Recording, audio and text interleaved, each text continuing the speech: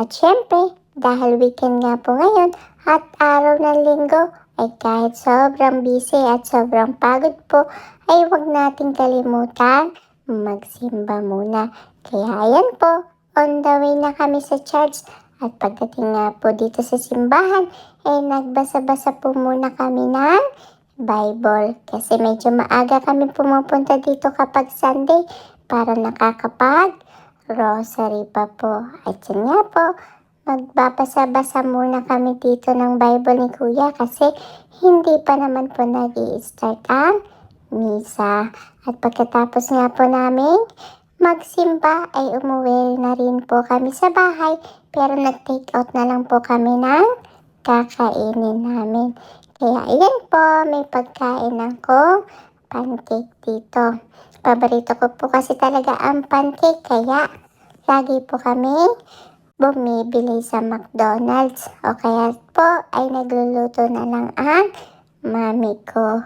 At yan nga po, may libreng laruan talaga ang McDonald's kaya nakakatuwa po kasi nabusog na po ako. Ay the same time po ay may laruan pa po ako nakukuha. Pangatlong klase na po ito ng iba't ibang car na nakokolekt ako.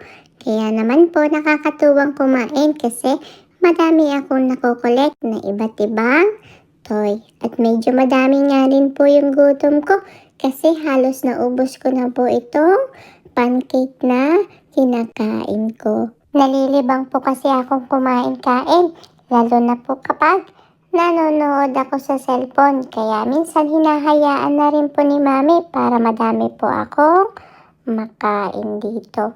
At pagkatapos nga po ay tumingin ako dito sa may bintana at natutunaw na po pa konti-konti ito mga yellow. At nakita ko nga rin po itong mga naglalabasan na ang mga ibon na lumilipad-lipad.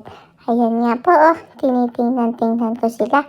At syempre, pagkatapos ay nagpahinga na rin po ako dito habang nilalaro ko po itong sticker na nakuha ko po sa may simbahan. Kasi lagi pong may liturgy doon at kasama ko po ang ibang mga bata. At pagkatapos nga po ay itong si Lily ay enjoy naman po maglaro dito sa may piano. Kasi nilalagyan niya po ng susi-susian ito. Akala mo naman po ay sasakyan yung nilalaro-laro niya. At talaga naman po, enjoy siya. Yun lang po ang kwento ko sa inyo today. Salamat po. Bye-bye. Mag-iingat po kayo palagi. Mwah!